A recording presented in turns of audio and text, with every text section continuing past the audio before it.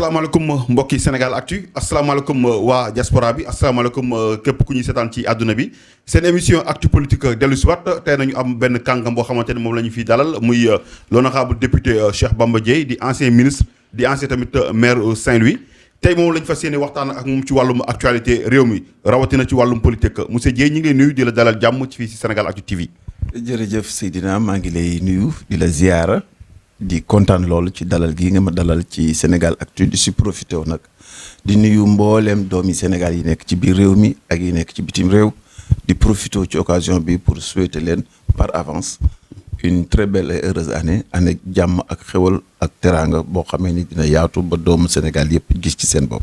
ñu ngi la koy ñaanal yow tamit di ko ñaanal képp ku ñuy seetaan ak képp koo xamante ne yaa ngi dund rawatina sénégalais yi dund bitim réew l'honorable député dañuy fas yéene ñëwat ak yow ci wàllum politique ci la ñu koy njëkkee jamono ji dañoo seetlu ni président de la république mi ngi roppat opposition bi kenn par kenn ñi nga xam ne bokk nañu si gën a fës ñi ngi leen di jël ñi ngi dem ñi ngi leen ruuma naat ñi ngi dem wala du ñu dem naka nga gisee ëllëgu opposition Sénégal.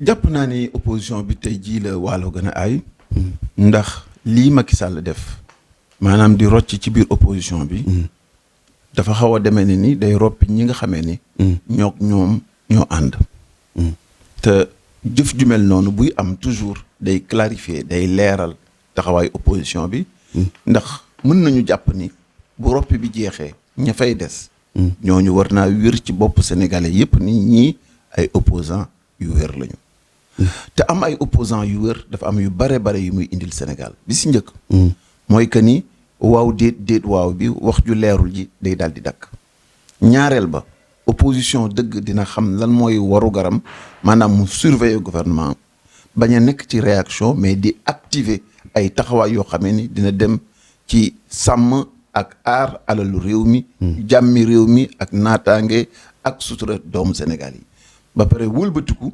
góorgóorlu imposé ci système politique bi ñu nekk ay élections yu jaar yoon yu régulière yu transparente maanaam un processus électoral boo xamee ni day def bu élection jotee à date échue comme ni ko tubaab di waxee ñu amal ka ca naka mu gën a rafete ci conditions yi mu gën a leere par conséquent et en conclusion damay wax toujours ni opposition ak bopp xale lu góor ñoo yam ci ndaka boo wotee rek boo teggee sa lañ sa day saxaat bu gaaw te karaw yii ñëw ñooy gën a dëgër ñooy gën a wowle ñooy gën a intransigeant du opposition bi ma gis de yéen nga xamante ni ba léegi mu leen fexe ba wañaar loxo président ñu tëgg ay élection locale opposition boo xamante ñu si bari kenn wóoruwul sa morom ku nekk yaa ngi jéem a ràcc jëmale sa kanam mu dëll jàpp naa ni loolu gis-gis bu exagéré la te am na ci loo xamee ne Seydina man ak yow ak sénégalais yi waruñu koo ñaan ci réew mi normalement dans les conditions normales de température et de pression war nañoo mën a jouer suñu rôle opposant jouer suñu rôle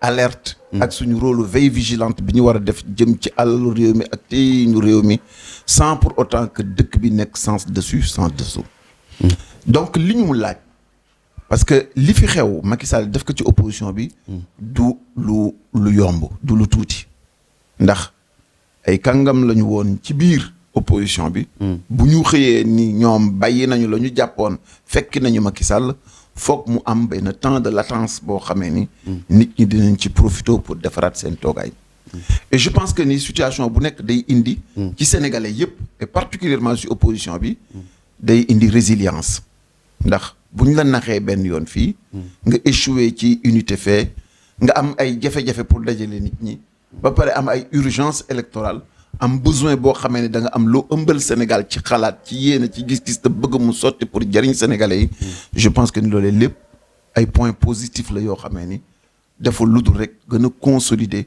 approche bi nga xam ne opposition bi daf ko am sinon day wax nag naan c'est parce que je suis pressé que je marche doucement nee na parce que damay yàkkamti moo tax dox bi may dox tànk bu may yëkkati dama ko war a wóoral dama ko war a teg fi nga xamee ni foofu laa ko war a mooy ku yàkkamti da nga yónni yàgg loolu day ndax bawul dara moom kañ moom yàkkamti yàqule rek léegi tey bu ñuy xool ñi nga xamante ne da ngeen bokkoon ci opposition bi tey ñi si bari dem nañ ci président muy ku ci mel ni parti réew bi ak Idriss Seck ak ñoom Omar Sarr ñi ngi laam-laamee kii di Issa Sall ñi ngi laam-laamee tamit kii di Malick Gakou tey vide boobu mu nar a créer ci opposition bi est-ce que li tey ji président du am yaakaar ni tey war a mën a teg troisième mandat parce que ñoom déjà ñi ngi naan am nañ déjà 85% sénégalais yëpp ñi ngi si ñoom donc boo boolee 58 am ak 22 Idriss Seck yi et tout jàpp nañ ni 85 yi donc troisième mandat moom bu ñu ko yootoo dañu koy am.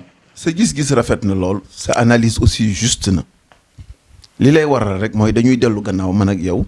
ñu ne benn dafa jëloon ni dafay def juróomi at wàññi mandaawam ñu toog ba Seck Sarr mu lànk ni du ko def. du ko def yóbbu ko ba mu mat juróomi at. juróom-ñaari at nees de sa waay mu dugal ñu fichier électoral. bu bees ak ay carte d'identité carte électeur yu bees.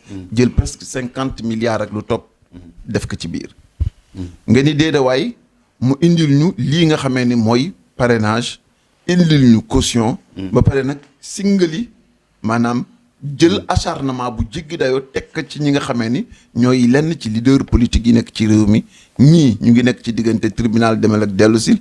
ñii génne nañ leen réew mi et malgré cette année. yoo xamee ni mi ngi manigancé di def ay jëf yoo xam ne ñun ñëpp ñoo ko témoigné. di tooñ yu leer nañ yoo xam ne ñun ñëpp ñoo ko fekkee. di fouler aux pieds les lois les règlements l'esprit sacro-saint de la séparation des pouvoirs.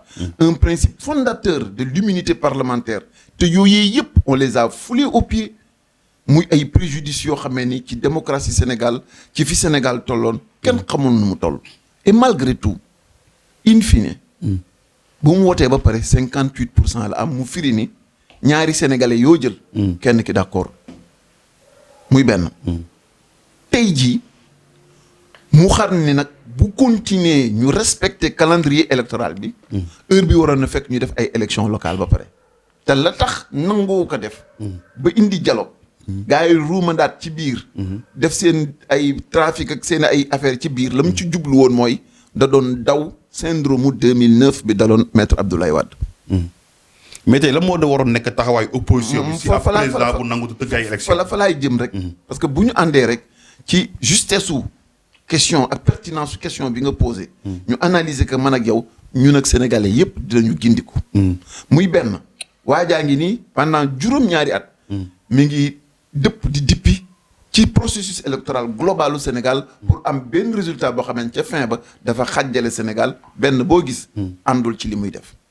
beneen ba si des àndul ci li muy def. ñu ne déedawaay mu ne nag léegi fii mu nekk nii su ma duggee élection locale rek. mën naa am li nga xamee ni mooy syndrome 2009 ndax la koy indi mooy boo nattee li mu génne ci élection yi. ci présidentielles yi. nga méngale ak li ñu def ci législative yi. daf lay leer ni bu ñu demoon ci ay local ay li ëpp ci ay capital yu mag yi nekk ci réew mi. dina ko ñàkk. wala boog lu am solo loolu ci collectivité territoriales yi. dina jóge ci loxoom dem ci opposition bi. muy benn jàngat boo xamee ni. doful te. ñu ngi xool scénario 2009 yi moom mooy répété waat. moom la doon daw moom lay daw nii. moom lay daw scénario boobu tamit. day valable su fekkonte ni dañoo sumb 2022 élection législative yi ndax la ñu jàngoon ndax wolof dafa ni lu mag def dee sa bu sa dekkee da koy bàyyi. ndax. on a raté de peu une majorité à l'Assemblée nationale parce que nanguwuñu woon def effort pour juboo ba ñu waroon juboo pour mën a am peser ci élection législative yi. suñu réaliser loolu ci élection yi. tu peux déjà imaginer dégâts yi muy def ci pouvoir am loolu moo tax comme respecté tul processus électoral. nanguwul ñu dem wàññi xob yi. dafay daal di récupérer une majorité virtuelle. boo xamee ni teguwul ci dara comme une alternative de crédibilisation d'un pouvoir boo xamee ni la doon nattukaayam mooy ay élection à date échue nanguwoo ko def mu bëgg a wëlbati xelu sénégalais yi yóbbu leen ci situation boobu et c'est la raison pour laquelle ñun opposition bi fort de tout ça ñu war a nag def suñu introspection xam ne tey jii dañoo war a soppi doxalin àndandoo fàtte suñu ay appétit personnel pour mën a dox vers l'essentiel faire les concessions qu'il faut te boo seetee demeleeg fekke yi ci biir opposition bi jamono yi koo gis ku nekk dox na dem seeti moroomam. ci loolu laa bëggoon ñëw sax mooy nouvelle configuration de l'opposition la moo si naan fas yéene nekk taxawaay FSD/BJ te loolu dafa am solo parce que en ce qui me concerne fii ñu nekk nii leader politique bu am solo di Bougane Gueye Dany ñëw na fi waxtaan dem naa këram waxtaan dem naa kër Khalifa Sall waxtaan dem naa si Moustapha Guirassy waxtaan Moustapha ñëw nañu waxtaan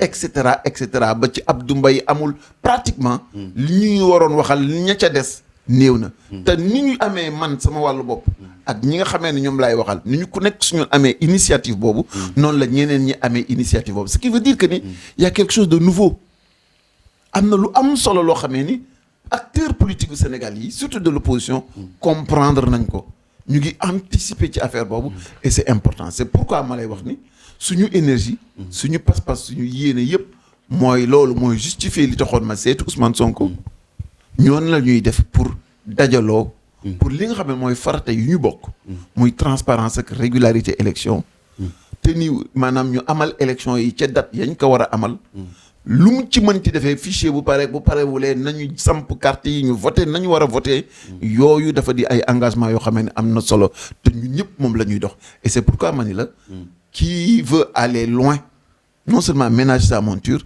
mais ku yàkkamti loolu da nga war a góorgóorlu di tepp nànk ndax di nga yegg fa nga jëm dëgg la te wolof dafa ni ku yàkkamti naaru góor ba maf ñaandu saaw bu déwénee loo bay jënd ka teg non lii du wolofu Ndar wolofu Kajoor la nee na la ku yàkkamti fas ba fekk porc épic maanaam saaw nga yéeg si te ànduloog sel wala ànduloog teg nee na bu déwénee loo bay teg nga koy jënde te on ne veut pas être dans la réédition d'erreurs du passé dañoo bëgg nekk dans une construction d'une alternative ndax problème bi ñu am fondamentalement mooy jukko ji ci nit ñi ndax li sa suñuy bàyyi di ñu yare mbaax gi ñuy jox ci biir kër yi dañoo bëgg léegi bu politicien bi di génn këram mu bañ ko fa bàyyi il faut que mu tukkeek moom dugg ak moom ci biir arène politique bi ndax am réew su ñàkkee valeur su ñàkkee ay principe su ñàkkee jukko réew moomu c'est voué à l'échec du mos a tabax dara lu baax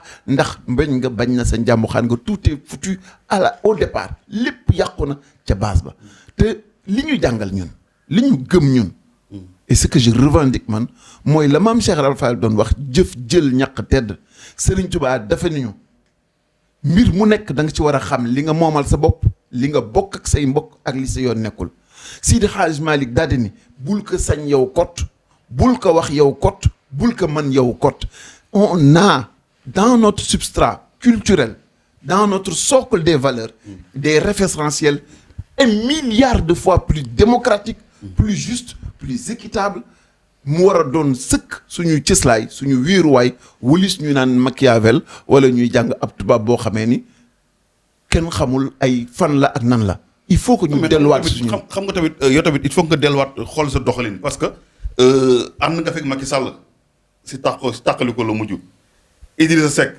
gis ngeen lu fi mbir xaw bekk dem ñëpp gis nañ ko tey jii naka nga war a mën a amaatee confiance ba ngeen di jéem a créé waat parce que front yu bari créé bokk na si opposition je pense que di 2012 ba léegi wala 2005 ba léegi amul front opposition boo bokkul te yëpp benn jëmu ci kanam est-ce que tamit jotul parti yi wala leaders yi wala ñu xoolaat seen bopp tamit xool seen doxalin mu am confiance bi nga xamante ne amoon na fi en 2000 ñu ngi fàttaliku ay jamonoy ñëm Landing Savané Bathily ni ñu suñu woon ak Amath Dansokho ay FRTE ñu ngi koy fàttaliku pourquoi qualité boobu mënul am si seen biir. waaw li nga wax ni dëgg la wax nga dëgg combat yooyu sa FRTE 2000 ba ñuy xeex tamit. ñu nga foon xëy na at yi tuuti woon na waaye ñu nga woon sa biir combat ba. boobee ba léegi boobu góor gee ci gënoon fës. boobee ba léegi luñ ci mës a yëkkati. ci combat démocratique suñu loxo ngi si biir. wolof dafa ne nag àddina jeexaatu la ku xamoon fa doom ba nekk nga for ko. nopp nga dootoo desete baaraam de. non tant que yaa ngi dund. Seydina tant que yaa ngi dund. espoir ak yaakaar mooy dundal doomu aadama. wala boog bëgguñu réew mi wala boog yéenewuñu jàmm Sénégal man boo dama jàpp ni tant que maa ngi am souffle de vie. énergie bu ma am te Sénégal tabax ka ngir dimbali ma ba ma mën a doon lii ma doon dama ko war a consacrer pour consolider ak construire benn vivre ensemble bi ñaar suñu démocratie ñett pas-pas bi ñu war a am pour développer suñu réew parce que man dama bokk ci Sénégalais yi nga xamee ni munumaa xajoo ñu nekk ci UEMOA Côte d'Ivoire raw ñu munumaa xajoo ñu nekk ci CEDEAO di nekk ci gannaaw Ghana wala di nekk ci gannaaw Côte d'Ivoire wala di nekk ci gannaaw Nigéria man dama bëgg a nekk un homme de défi dama naan réewi njaajaan njaay boo bu doy kon nit ñi la ñu doonoon ba léegi ñu ngi koy wuyoo war nañoo mën a déggoo war nañoo mën a juboo war nañoo mën a bàyyi ñu war a bàyyi pour ittewoo li nga xam ne dong moo am solo mooy jële fi ndóol samp fi développement boo xam ne dina tax sénégalais yi gis seen bopp bi benn doom dootul xaru ji wala dootul jël boppam sànni ko ci biir géej gi parce que simplement kenn tabaxoolu ko dara lu mu mën a wékk yaakaaram fii ci biir réew mi. sa xel mi ngi nekk ci mairie bu Ndar ba tey.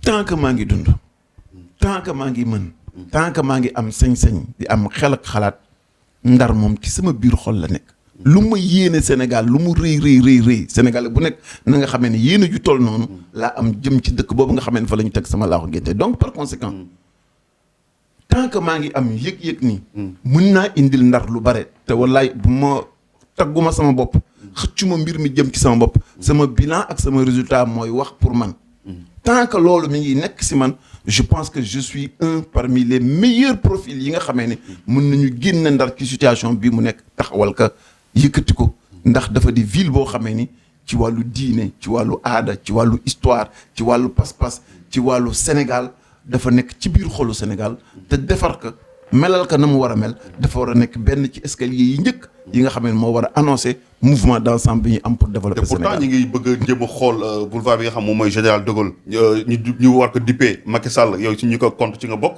te pourtant sax yow am na fi lu ñu la fa war a tuddee da benn rue. waaw xam nga loolu moom bañoo ko. déedéet xam nga Ndar. dafa am tradition. moo di maire bu fa jógee.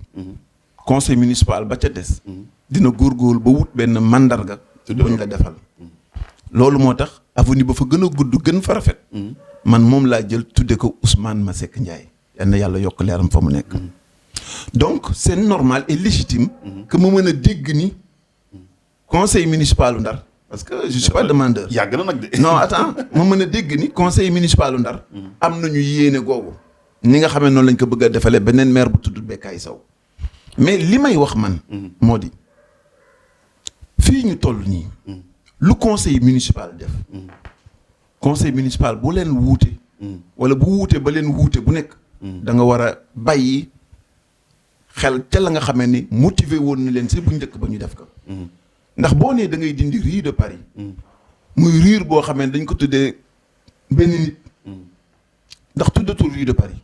conseil municipal xaw ma sa jamono Ablaye Diaw wala sa jamono Ousmane Masseck changé nañ ko ba am kuñ ko tuddee muy doomu Ndar tekki dëkk sa gox boobee am lu mu fa def ba ñu ràññee ko ba ni ko yow lañ ko tuddee jàpp naa ne rafetul jagul bokkul ci civilisation ab conseil municipal ñëwaat bëgg dindi doomu Ndar ci cër bu ko Ndar jox bëgg dugalaat beneen doomu Ndar man day Bamba Dièye du ma ko mos a nangu du ma mos a nangu ñu jox ma benn mbedd boo xamee ne dañ ko foqatee ci beneen doomu Ndar boo xamee ne il est aussi méritant que man pour jox ma ko jàpp naa ni sama honneur sama dignité ak vision bi ma am ci développement ak am ko ci construction wu réew mi ak dëkk boobee ma dëkk méngoowul ak jëf jooju c'est pourquoi may wax waa conseil municipal du Saint-Louis Ndar am na mbedd yu dul jeex ba yowmal qiyaam donc il est tout à fait possible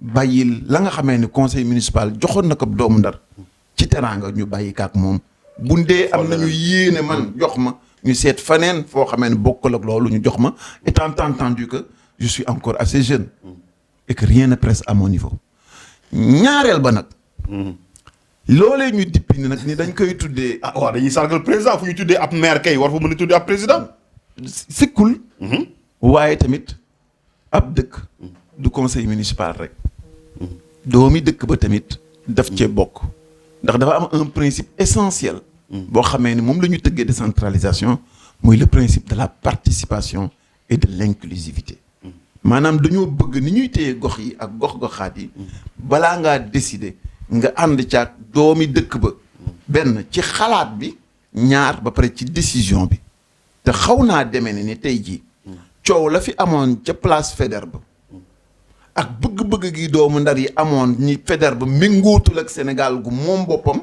ngir jëf yam fi daan def sa jamonoy maam ya loolu it daf fi dañul ba léegi les gens sont encore dans des dispositions di surveiller communes yi di surveiller surtout mairie Ndar ci tur yi nga xamee ne moom lay jox man li ma jot a déggagum li ma jot gis de dégg que ca biir dëkk boobee mooy bokk am na lu bare parce que du ma wax affaire majorité yu demee noonu ci doomu Ndar yi rafetluwuñu benn yoon dindi gi ñu bëgg a dindi avenue Général de Gaulle di ko tuddee Macky Sall raison yooyu ñuy avancé nag ku nekk yaa yor sa cëggal guy yaa koy justifier sa bopp su ma doon man de Bamba Dièye du ma ko def parce que j'estime que ca dëkk ba ca cosaanu dëkk ba ca doomi dëkk ba am na ñoo xamee ne bu ñuy dindi avenue bi gën a am solo ndax d'accord naa suñu dindi ci Général de Gaulle ndax defaluñu dara lu dul une indépendance par procuration boo xamee ne ba léegi ñu ngi lijjanti nañ la ñuy daggee buum yi bàyyiwuñu ko donc gisuma ban honneur lañ ko war a defaral man c'est ça ma vision des choses mais buñ koy dindi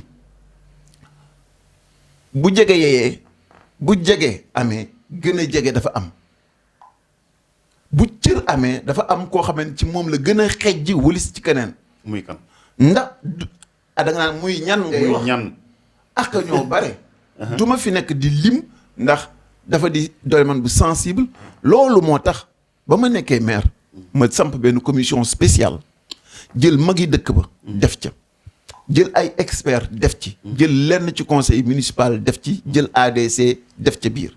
pour lan pour que balaa ñuy génne benn tur di ko jox benn mbedd ñu am benn étude historique ñu xool dimbi Ndar xool jëfi ki ñuy wax ak nan lañ ko koy defee ak nan la ci dëkk bi aussi yëge seen bopp parce que loolu dafa am solo lool jàpp naa ni ca doomi Ndar yu mag ya am na si ñoo xamee ni bu ñu génne woon seen tur ni ñoom la moo gën a yey keneen ku mu dul moom donte président de la République lañ koy jox ça n'a rien à voir ak ay affaire du opposant la du pouvoir peu importe ndax Abdoulaye Wade boo ko laajee mu ne la man sama kayitu juddu ma nga sa mairie ba te dëgg la ndax bi ma recevoir si jamono opposition bu metti ba ndax moom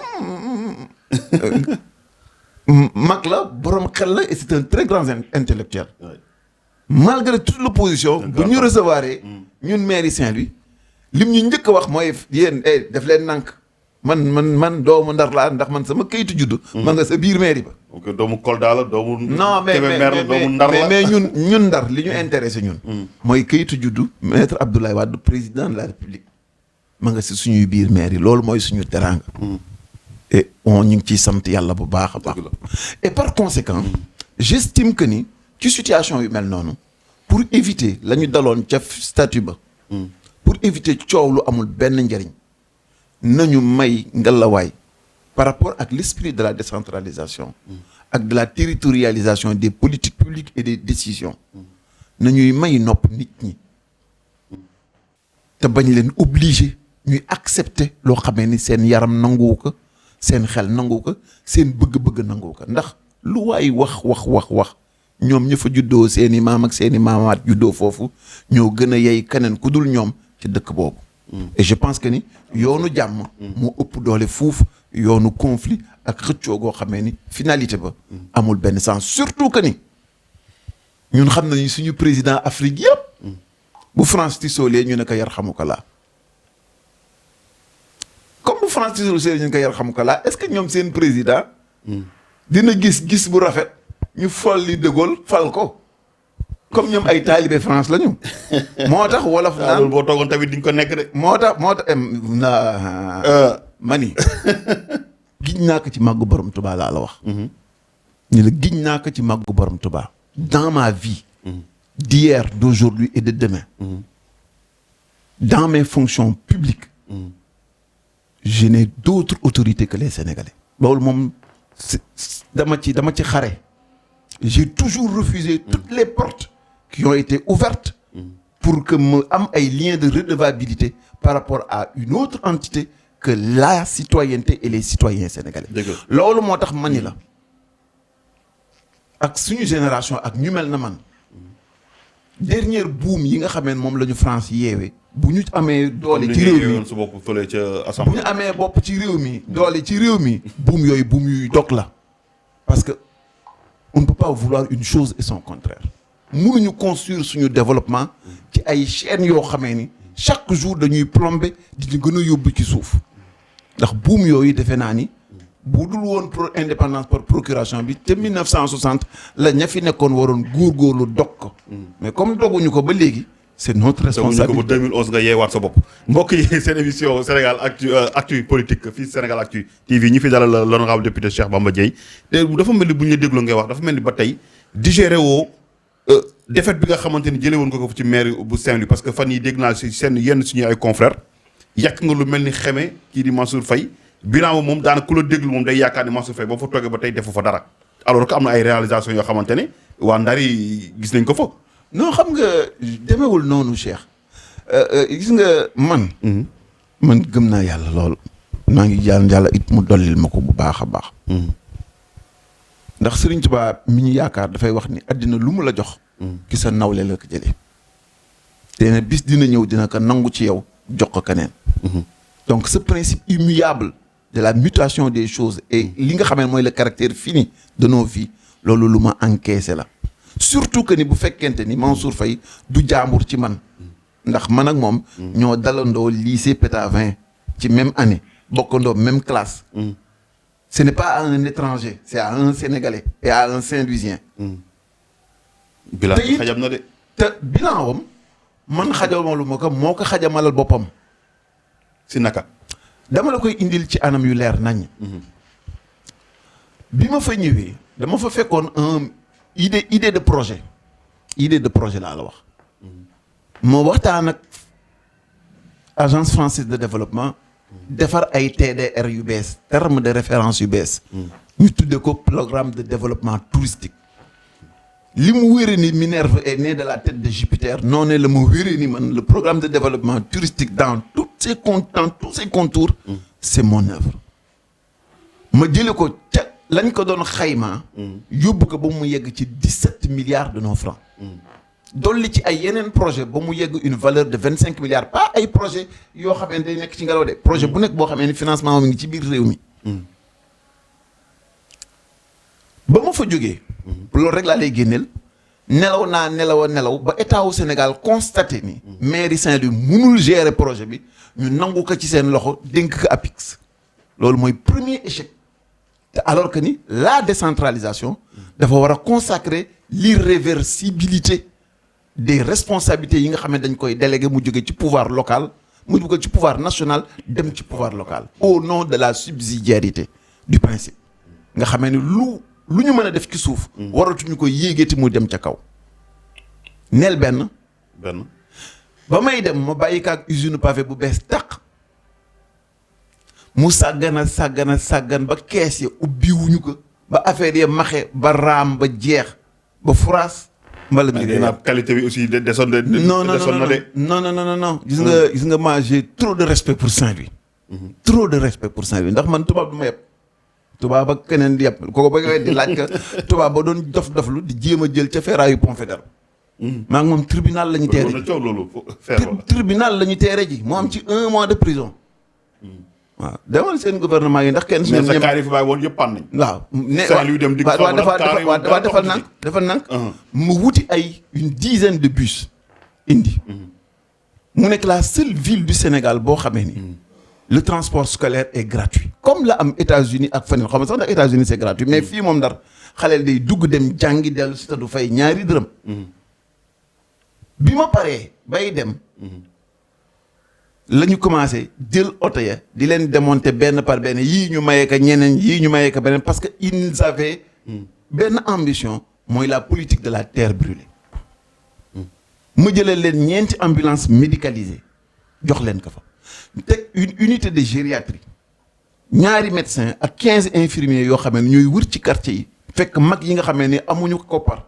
amuñu kàttan dem hôpital ñu leen di visite ci seen biir kër di la indi des soins à domicile tey jii ambulancier nee na papa pëng yii yàq nañu tasaaroo rien de cela ne subsiste te boo demee mairie ba may ñëw ñaari oto yu baax amu fa woon bi mu fay jóge je lui ai laissé au moins 50 véhicules ba may jógee Ndar xanaa nga doon luxus non liggéey xam nga Sénégal gis nga nit ñi ñaar yi mënuñoo ànd jël alalu réew mi di ko neexal nit ñi ak di liggéey mënta nekk man dama bokk si ñi nga xamee ni je préfère être sanctionné 10 000 milliards de fois mais chaque fois que bu ma ñëwee ma jël alal réew mi dugal ko fi nga xamee ne moo am solo nit ñi mooy suma yéene mooy suma taxawaay. mais xanaa population. yeggul foofu sama bilan yemul foofu de. ah ouais.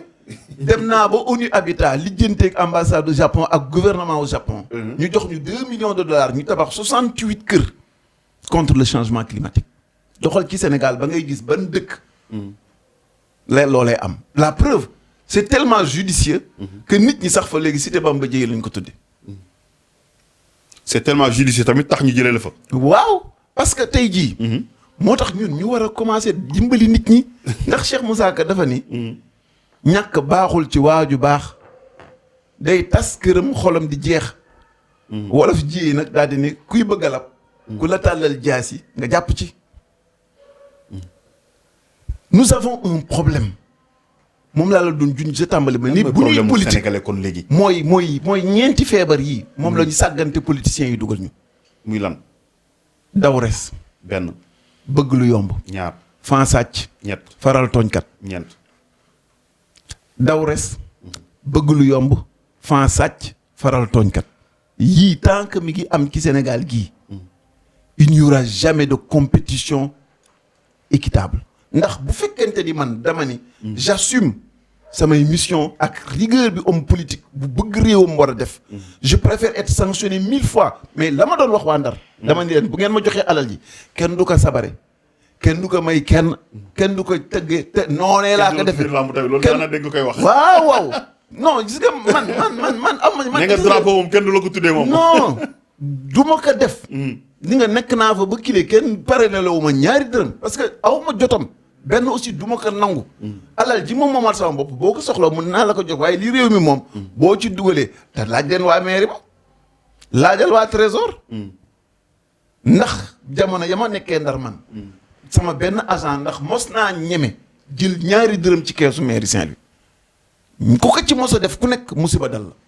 parce que j'estime que ni l'argent public est sacré mooy élément yu ñu am pour développer suñu réew mais pour revenir ci feebar bi ñu am. boo dugalee ndóol ak ñàkk ci gor nga samp ka ba mënatul am lu dul bu yeewoo suba day dàq dépense suba ak ngoon dafa am benn waay benn sekkeen ak jéyet kay. non benn sekkeen la benn sekkeen boo xam ne xam naa ni sax soo ma ci war nga ko xam dafa xëy suba di wut dépense Seydina ba ngoon jot amul lu dul téeméer mu dugg biir kër ga jabar yi song ko mu jël téeméer bi jox leen def leen ci lu ngeen man ngaa yi góorgóorlu soom bi xam nga soom bi boobu bu kiwee tamit suukar sa du mat sax xalaatoo si sax ni dina am soo gi demee noonu nee na waa gi daal bi mu tëddee ba fajar jot mu làmb boppam yëg ni yeewu na li mu njëkk a def mooy toog ci bopp lal bi jàpp bopp bi ni oh yeewooti naa et ça c'est le lot quotidien de milliers de Sénégalais. Ouais.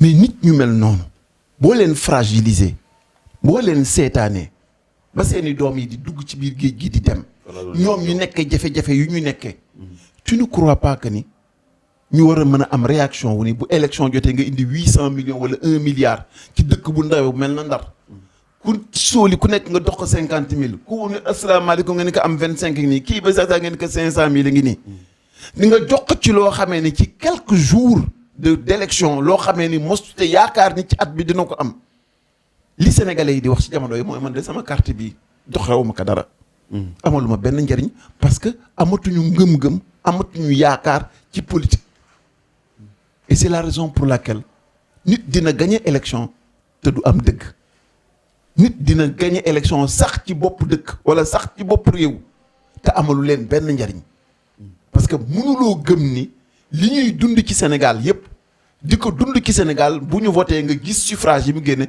nga xam ne am na hiatus bu ci nekk. y a un problème y a quelque chose qui ne tourne pas ndax wolof dafa ni da ngay war a sañal sa bopp pour da ngay mënal sa bopp pour mën a sañal sa bopp ndax ku ëmb sa sànqal ëmb sa kersa. donc yooyu mooy les difficultés yi ngi am alors situation bi deux fonctions yi la ñuy mën a indil. benn ñu ne kon damay politique comme ñëpp ndax da ngay dégg leader yi bare ci réew mi kuy wax ci télé bi da ngay yuux ni ñun ci politique la ñu nekk dañuy politique. dañuy politique mooy lan mooy je m'autorise pour Sénégalais yu ko déggul je m'autorise à mentir maa ngi jox ma ay sama gars yi nee naa leen damay politique kon je m'autorise à mentir wala waxu politique la woon. waaw donc je m'autorise à mentir je m'autorise à vous trahir. mais est-ce que tamit loolu la Sénégalais yi bëgg tamit. non bëgguñu ko yow même discours bi yaa ngi koy tenir ça fait des années te taxul.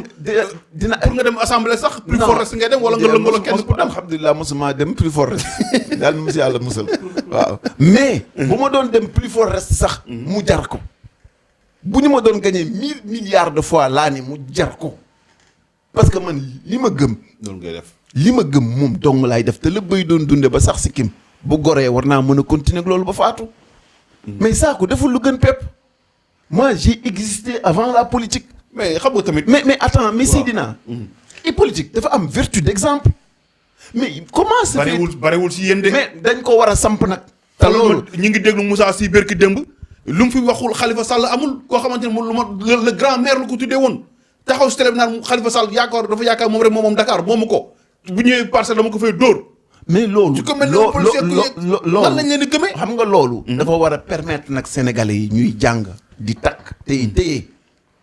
te bañ a topp nag coow li rek. déggu li ma la wax nee naa la. liñ ñu yare ci biir kër yi. ku fi am sa doom. ak nga bokk pouvoir ak nga bañ a bokk pouvoir laa ni. boo koy yar ci njub nga koy yar. ci gore nga koy yar. ci fulla ci gëm sa bopp ak liggéey ak jàng nga koy yar. loolu laa ni la ñun sénégalais yi ñoo war a am fulla yi suñuy fulla yi bopp. imposer que nit ñëpp ci réew mi. parce que tamit wolof nee na bu ñëpp yemee am ñu gedd seen cëran. su lu leer. malgré que ni gars yi nee na ñooy dañuy politique yi. ils s'autorisent à mentir. ils s'autorisent à n'avoir pas d'engagement. amuñu kàddu. nangu nañu dañuy dóori. parce que si politique la ñu nekk de. ku la ko wax ku nekk dawal. di saaga bëccëg guddi. waaw parce que ñun dañuy politique ça veut dire que ni kooku. c'est un monstre froid. ça veut dire que ni kooku bu jekkoo sa xaalis. jaramatu. bu jekkoo sa xaalis. jaar rek sànq bu jekkoo sa sécurité. sànq ko bu jekkoo sa alal sànq ko. bu lu mu jekku ci yow lu baax sànq ko. te nag dañoo am ay valeurs. lii ñu bëgg wax ni politique la moom la ñu war def ci politique xewul ci Sénégal c'est l'esprit colonial. noonee la France doon dundee ak suñu ay maam. c'est un esprit mercantiliste dominateur et condescendant mooy que ni mooy lépp lu baax loo am pour ñoom la. esprit boobu. moom la ñooñu tubaab bi ak ñi fi nekkal tubaab bi. saxal ci réew mi ba pare léegi bëgg ko def comportement politique mais même boo demee France xam nga ni nii ñuy comporté suñu réew yi amul foofu. ndax ñoom am nañu fulla. Sénégal dafa politique bi daf ci bëri ay wor. buñ ko waxantee rek te yàlla tax wax naa ko léegi kaaw Moussa Sy boobu déjà lan nga ñuy interpréter si kàddu yi nga xam Moussa Sy yëkkatee ko jëm ci Khalifa Sall. non man si nga fi mu nekk nii. na ma waxoon démb. moom laay waxaat tey. muy lan. ku yeewu di jooy daal yaa xam la nga fanaano te na sànq lañ topp ña di woo suukar. man je suis dans la construction d'un Sénégal boo xamee ni dafay récupérer waat ay valeurs am toog si. Sénégalu ci kiñ cangañ. Sénégal waaw déet waaw dugg ci bëri ko déwlin génn te doo si taq man Sénégal googu bokkuma ci. et je ne fais pas de commentaire là-dessus. parce que am na yenn commentaires yoo xam ne boo koy def yow yaa koy may cité. yaa koy may droit de cité te man bëggatuma Sénégal googu mu fii am man daal bëgg naa Sénégalais yi taxaw ci ni képp koo xamante ci acteur politique dégg nañu baat bii. damay politique ñu daw jël seeni ay xel. ndax la mu nar ci ñoom dara luy jàmm nekku ci.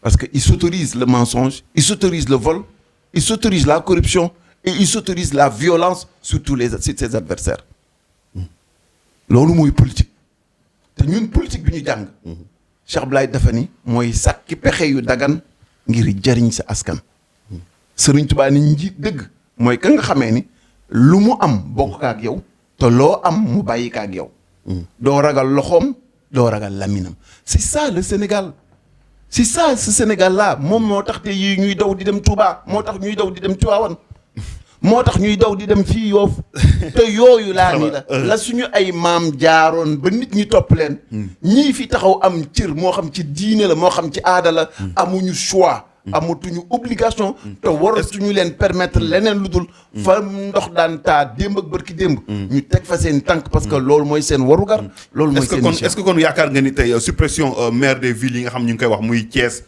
Dakar Guédiawaye Pikine yooyu yëpp est-ce que gëm nga ni yow kon loolu ay calcul politique la wala dañoo jël wala dañoo bëgg a indi yoon teg ko. gis nga man décentralisation moom lu ma la ci wax rek boo nga fay egg téere. ancien maire ancien ministre. non dama si spécialiste d'abord. ok dama koo dund ndax acte 3 bii gars yi di wax man maa bind TDR yi.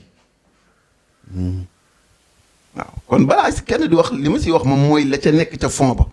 lu nekk ci fond lan la dinaa la indi nag lan mooy décentralisation. si Sénégal histoire am. 66 72 96. 2013. yii ñooy ñeenti date yi nga xamee ni moom nga jar a jël jàpp comme élément de transition ci consolidation wu décentralisation ci biir réew mi. bu dee 96 nga ni ñaari loi yi. 96 06 96 07 benn bi porte ci code des collectivités locales. beneen bi indi transfert de compétences yi. mu am principe yu leer yoo xam ne moom la ñu lale décentralisation mooy lépp loo xamee ni ci gox xaat yi mën nañ ko fa def dootuñu ko bàyyeeti muy dem ca kaw ñu ko fay def. ñu ne ñaar. commune boo fi mënti jël. principe bii lay dawee libre administration. ñu ne ñett. dañuy jël participation maanaam bokkoo ci dégg-dégg bi. bokkoo ci yéene yi pour mën a àndandoo ci jëf ji inclusivité participation muy laytaayu muy baasu li nga xamee ni mooy politique de décentralisation beneen bi nga xamee nag moo ko ëmb mooy lépp mooy l'irréversibilité de la décentralisation ni ñu wéree ni démocratie dafa war a nekk un principe irréversible. mun ñoo nangu régression ci démocratie noonee la waree ni pour ñu mën a am politique.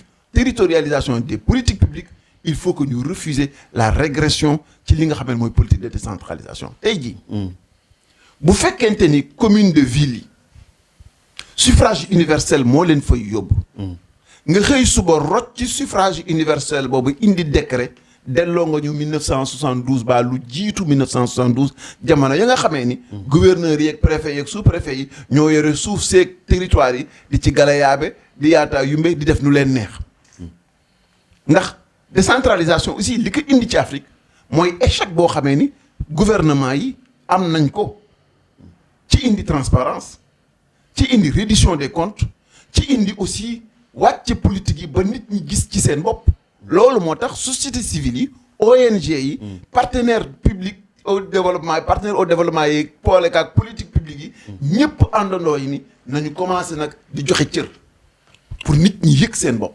lii ñu ne ministre Oumar Gueye moo ko bëgg dugal bu yegsee dina doon loo xamee ni musiba lay doon ci suñu wàllu régression d'autant plus que ni yéen da ngeen toog xaar mu yegsi dal seen kaw wala da ngeen fas yéene mener ay combat pour non loolu moom du jaas li ci war rek mooy fii mu nekk ni si jamono théoriser que lañ ko nekkee naa bu ndaw lu ma ci xayma mu la ko déggee waaw moo taxit ñu wax ak borom xayma gi waaw naar bu ndaw bi amul si solo borom xayma gi la ñuy joxoñ mu xam lan mooy wàll ci mbir mi ndax li nga xam ne moom la principe de décentralisation yi àndal il faut que mu leer si moom ba ñuy wax ca acte 3 la gënoon itteel ñi nga xam ne ñooy acteur décentralisation yi mooy un découpage administratif bu jaar yoon ñu indi ay collectivités territoriales yoo xam ne dinañu viable économiquement dinañu am koom goo xam ne dina leen mën a permettre ñu fay seeni salaire ba pare yokk dëkk ba yaatal ko yokk seeni territoire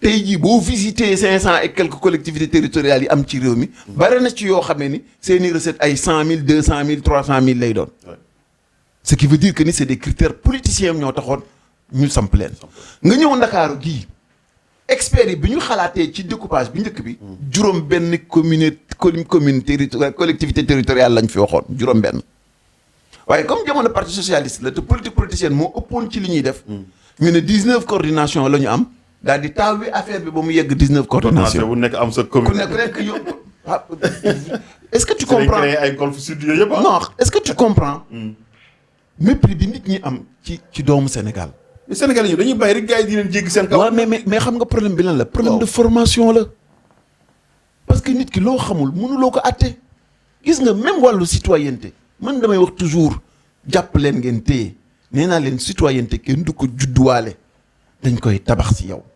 conscience nationale kenn du ko judduwaale dañ koy tabax ci yow la mission fondamentale bi ñu waroon am au départ de l'indépendance moo ñu ne léegi ñu ni neen la ban réew la ñu bëgg a def ak ban citoyen la ñu bëgg am ñu commencé di ko former foofee la gars yi réeree ils ne retiennent du pouvoir que la jouissance et l'élambri mais coono gi liggéey gi fitna gi redresser les torts yëkkati la conscience nationale yee nit ñi pour que ñoom ñëpp ñu doon ay acteurs participer ci développement national loolu mësta doon seen itte te lu ñu tardeel tey jii foofu la ndax kat alxuraan yàlla dafa ni du mos a yemale mukk ñi xam ak ñi xamul te bañ naka sax ba iqra la ñu njëkk a wax jàngale kon c'est extrêmement important que sénégalais yi nga xamee ne ñoo moom réew mi lu ñu fiy def ci seen intérêt la wala ci seen ay loraange lay doon que ñoom ñu travailler pour ñu impliquer aussi bis njëkk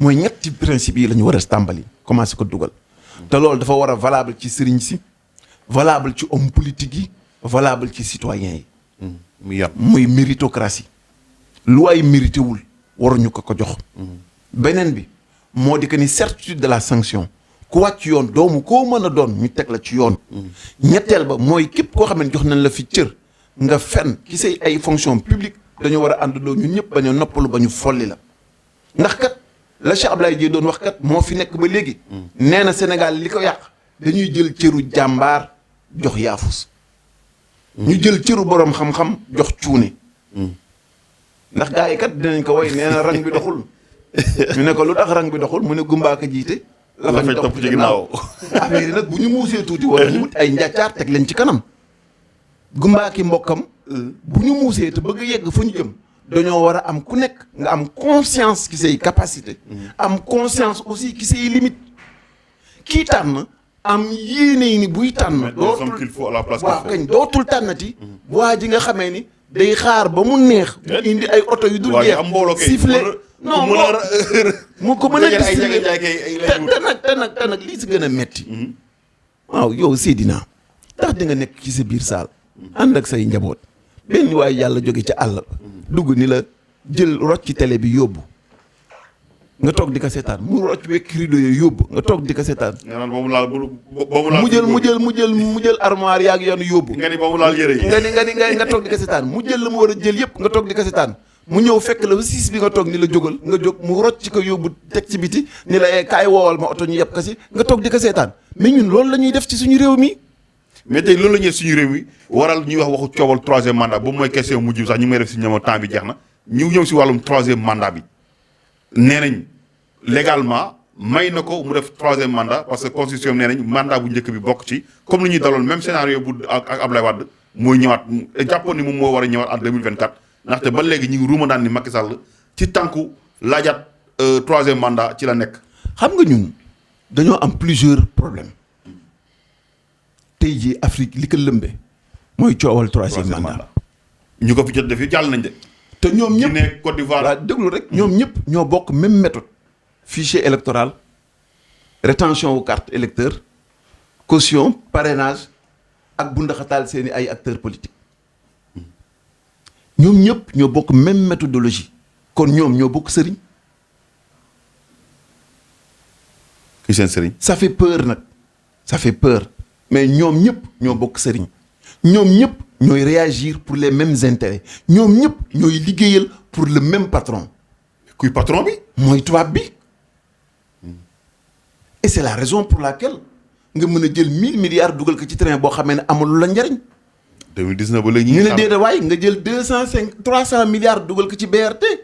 ñu ne déeta waay nga jël ay enveloppe ci ay investissement loo xamee ni jéggi na doy ñu ne déeta waay nga jël 50 milliards et quelque jox Fond Roche pour 50 000 lampadaires ci loo xamee ni technologie élémentaire la n'importe quel sénégalais ou n'importe quel ingénieur électromécanicien te am nañ ci dul jeex mën na monter une usine dem Chine jënd ay matériel am jënd ay machine am ay machine outil am ñëw installé taxaw pourquoi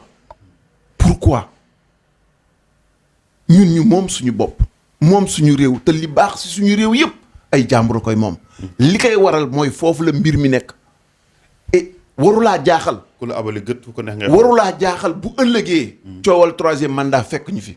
ndax nodd nañ ko. ne wolof dañuy wax naan bari na lu feeñ ci sëy. bari na lu feeñ ci sëy. nuyoo woon na sa ngoro la dañ ko nanguwul woon fay. yow ban acte nga jàpp ni mooy wane ni. tànk acte bi coowal 3e mandat la. benn. moo di que ni. la mu doon wax ba muy samp référendum. moo waroon jeexal coowal 3e mandat. ndax wax naka ci seeni ay micro ak seeni télé. ni ñaari mandat yu toftale kenn mënatu ko am ci réew mi. fa la affaire ba jeexee. kon bu fa xëyee suba. bu xëyee suba juróomi at ak juróom-ñaari at yi aussi waxoon nañ ko lu mat 8 fois partout dans le monde. waaw bu xëyee suba. rocc ci jaasiyam. jaasi joo xamee ne ci ay ñooñam la gën a aay. ku ko ci tudd ku nekk sa baat mu dog sa baat. ñu ne déedawaay mu ne ala ank du ñu jox benn date ci suñu ay élection ñu ne ala ak muy wut une majorité virtuelle. virtuelle majorité ba mooy. nee naay 58% ya mu amoon moom lay continuer ilaa yawmal qiyaam. bañ na ko sax ba nga xamee ne coalition ya àndoon bu si amee kenn ni lépp moom la waabaale mais koo xamee ne da ngay collectionner 80% virtuel. boo ëllëgee Massamba ak Mademba ak Maxuja bu ñu yegsee nga ni 90% virtuel. Quel est le schéma de fond que tu cherches alors que su fekkoonte ni projection wam 3e mandat wam yegg nekku ci. tey jii itteem yépp mooy nan lay fexe ba régler les conditions de la transition ak nan lay fexe ba nga xamee ni wàccam day nekk dans les meilleurs. préparer son dauphin et tout quoi. absolument te yooyu yëpp signaux yi waroon tax nga ni 3e mandat amul gisuloo ko mais signaux yi war a tax nga ni 3e mandat day am yëpp bu nekk ngi rey. dëgg-dëgg nag demuñu gànnaar waaye xam nañ heure bi ñuy reer. ban heure la ñuy reer. waaw bu jotee dinañ. 2024 ñu bàyyi la nga tàggoo sa dernier kàddu. sant la gërëm la lool ndax sama waay nga di nuyu kuréel bi nga àndal yëpp journalistes yi ak techniciens yi ci waxtaan bu xóot bu yaatu yi nga xamee ne amal nañ ko yal na yàlla yokk sa taxawaay yokk sa liggéey mais wax ak sénégalais yi man daal li ma gëm mooy gars yi ku ngeen dégg mu naan dañuy politique daw leen te bu leen nangooti ab citoyen ñu yare ko ci réew mi gàc fale ko ci mbaaxu réew mi ba mu nekkee xaleel ba mu majeuree ñu koy tere sàcc di ko tere wet di sa kàddu di ko tere lu bon di ko soññ ci liggéey ak ñaq jël ñaq tedd mu dem ba nga xamee ni def politique sàkki pexe yu dagan jariñ askan wi jot mu ne leen damay politique loolu ngeen war a bañ c'est une forme d'escroquerie réew mi nag bu leen kenn gëmloo ni nit ñu baax yi nekkatuñ fi tey la wàllu gën a aay ndax ku nekk sa baay sa ndey ba nekk sa kër wér na ni la moo la gën fuuf moo la gën a jub moo la gën a mbaanu donc ne croyez pas que les hommes de valeur sont finis dans ce pays tey la wàllu gën a aay il faut que ngeen nangu dox jàppale ñi ngeen war a jàppale ànd ak ñi ngeen war a ànd te bañ nag moytu leen seen kéemtalaay kattan ñeenti fléau yi nga xamee ne moo ñuy téye bëgg lu yomb daw res fan sàcc faral tooñkat jërë ngeen jëf jërëjëf ñu koy gërëm di ko sant mu nekk l'honorable député Cheikh Baba Dièye di ko doon ko dalal fii seen émission actu politique di gërëm aussi technicien yu ma àndal yëpp ak suñu journalistes yëpp di leen jox dig daje beneen yoon ak ci beneen gan ak ci beneen numéro jërë ngeen jëf